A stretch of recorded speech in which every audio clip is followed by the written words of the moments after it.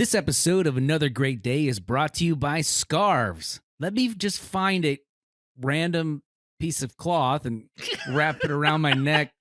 Perfect. Don't worry about how it's going to stay secured. Just don't you worry.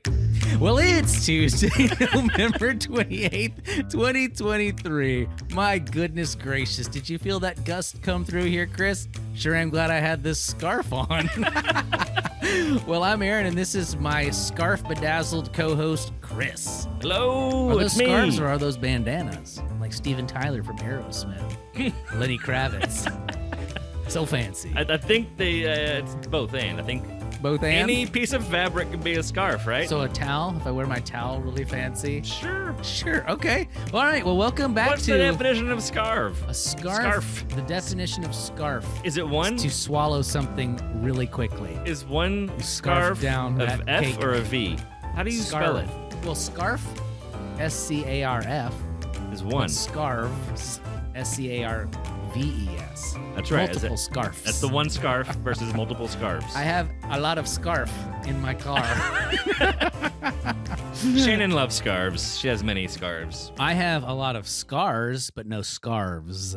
I used to have one scarf, and I loved it. Ooh, my nanny, who shout out just turned 90 years old last weekend. Whoa. She makes scarves and crochets them. Oh. And she usually donates them or gives them away as Christmas gifts and things like that. Nice. Yeah, she's great. Anyways, welcome back to Another Great Day, the podcast designed to encourage interaction, creativity, and conversation. And that's just what we're doing here. Here it is. All right. Well, today's segment is Tuesday, or today is Tuesday, and our segment of the day is Word of the Day. And so we have something a little different for you today, something that you may actually have experience with. Today's word is cappuccino. Cappuccino. Yes. Have you ever had a cappuccino? I have. I've never had a cappuccino. Oh. Do you know why? Because Sorry. I don't like coffee. I love the smell, hate the taste. This, dear listeners, if you're tuning in on video, is tea. Peppermint tea. Anyways, Sorry, I made a noise just then because my headphones got real loud all of a sudden. he had no snare in his headphones. But now I have the snare. Now he's got it. So All today's good. word is cappuccino, Chris, a small, tasty drink you can order at your local coffee shop. A little history, cappuccino, its origin is Italian/German. So that answers our question from earlier. Italian, German. Okay. So cappuccino is the diminutive form of the word cappuccio, which means hood in Italian. hood? Yeah, hood. Like you're wearing a big piece of fabric, not a scarf, Not a scarf. over the head. Yeah. Hood. Imagine a sweater with a hood on it, also known as a hoodie. A hoodie. It's that's your cappuccio. What do they call them in England? Don't What do they call them? know. Is it? They have a thing. They have a name. Uh, We'll have to ask our English listeners to tell us. please let us know if you're over there That's across it. the pond. There's a name for it. Anyway, Well, if you're wondering what the link is between a little hood and a Okay. cappuccino, I am very much wondering. Yeah, well, I'm about to tell you. So get your listening ears on, 7th grade Chris. I'm just kidding. I feel like I just yelled at you. I'm sorry. It's all right. All right. Well, have you ever heard of the Capuchin Monks, Chris? I have not. I hadn't either. Well, they wore cowls or like hoods. They call them hooded habits. Yeah. That were dark oak brown colored, similar to the color of a good cappuccino. Oh, And dark oak isn't that brown. interesting? So these monks wore these hoods that represented the color of the drink, hence the name Cappuccio hood, Interesting. cappuccino, and that's it. All right. Etymology man is on vacation this week. Otherwise, he would have presented this. He's still Thanksgiving. He's giving thanks somewhere. He is. The first recorded use of the word was in 1790 in Vienna, Austria. Wilhelm Tissot, or Tissot, or Tissot, we're not quite sure, We don't know. jotted down the recipe from an exquisite Cappuccino coffee. Cappuccina. Cappuccino coffee. Literally, cappuccino coffee. Which was rather different in constitution to its modern day successor, containing sugar, cream, and egg yolks. For the protein. The current somewhat simplified recipe consists only of espresso and foam milk. So fancy. But there's still parts of Austria where you can get a real good order of old Cappuccino. So next time you go to Starbucks, you order a Cappuccino. You got it? Cappuccino. Do it. And getting the Cappuccino. Stop it.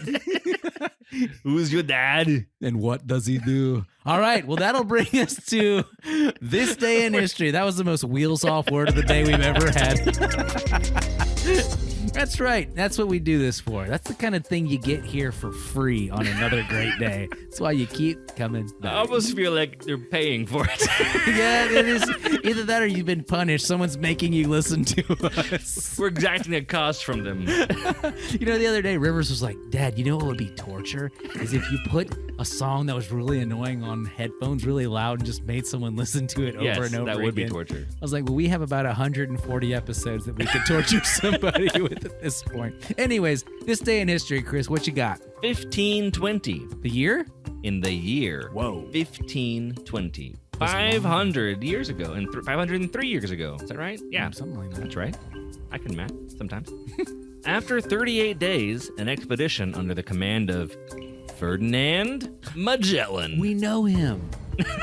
We know of him, rather. We know of him. Completes the first passage, I think, ever from European ships through the Strait of Magellan. Whoa. And enters the Pacific Ocean. He went around the south of America to the Pacific Ocean. And it was already named after him? That's amazing. Just kidding. As in many things, the first one there gets to name it. He's like, So- I named this Bill's Or Pass. does name it. I mean, Yeah. not gets to name it, but they do Yeah. name it. Trade between the United States and modern. This is a second one. A second this day in history. Oh, Ready for this? a bonus? Bonus this day in history. All right. 1798. And I wrote this because it's got a fun name in it. 1798. Trade between the United States. So this is just after United States is born. Yeah, about 22 years later. Modern day Uruguay begins trade with the United States. Nice. With a frigate, which is a big, huge old ship. Yes. If you ever played the Civilization games, it was always a feat to me to get to that point. I feel like after that point in those you could games, unlock the frigate. yeah, you're shipping things, Yeah. getting money, all this sort of stuff. John Lerney's frigate, named John, arrives in Montevideo. I love things with very normal names. I love it. I bet We shall christen this boat. You know, they got the big, I know. the bottle. What are we naming it again? John. John. Maybe he just misheard. He was like, what's your name? John. They just named the ship John. He's like, no. I just thought that was really funny. All right. That's well, it. That's all I if got. you have a ship named John, let us know in the poll below.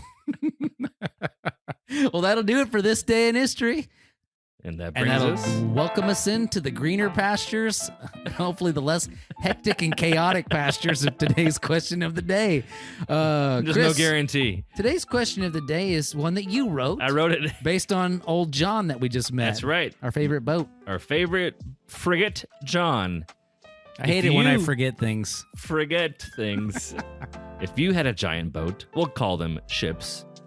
What would you name it? Ooh, this is interesting.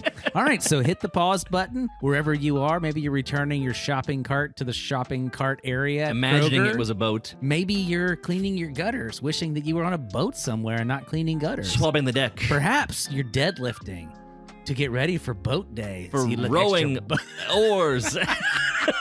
Yes, that's it. Okay, Chris, I think I've got something. All right.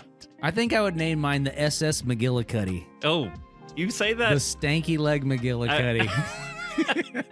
You've said McGillicuddy many times in my presence. Yes, outside this podcast. It's a go-to, and that was Lucille Ball's maiden name in the show I Love Lucy. Oh. She's Lucy McGillicuddy. Really? Yeah, before she Wow. got married to Ricardo. Funny name. Yeah, Okay. I know McGillicuddy. What about you, I'm trying to Captain think Chris? As you board the ship. board the SS Chris. The Butter carver. Butter Carver. What? As if it was like a hot knife going through butter. That's how I the imagine butter the boat carver. I like going that. through the ocean. That's great. Okay, so our two boats were leaving the port, the SS Stanky Leg McGillicuddy and the SS Butter Carver. Let us know what your boats would be. We'll meet you somewhere fun. Hopefully, it's great. All right, well, good talk today, Chris. Let's go ahead and take a break and check in with our favorite dad joke correspondent, Wes McFall. Take it away, Wes. Hey there, Aaron. Hey, Chris. What do you guys think that Benjamin Franklin felt when he discovered electricity? I bet he was shocked. Have another great day. I think this joke was revolting. It certainly sparked some laughs. We'll be right back. What's better than a dad joke, Chris? Two more dad jokes right after it. Well, let's go ahead and land the podcast for today in the great runway we call the Word of Wisdom. Today's Word of Wisdom comes to us from Proverbs chapter 25, verse 25. Chris is going to read the NLT. I'll read the AMP. All right, 25. Good news from far away is like cold water to the thirsty. Ooh, refreshing. Like cold water to a thirsty soul, so is good news from a distant land.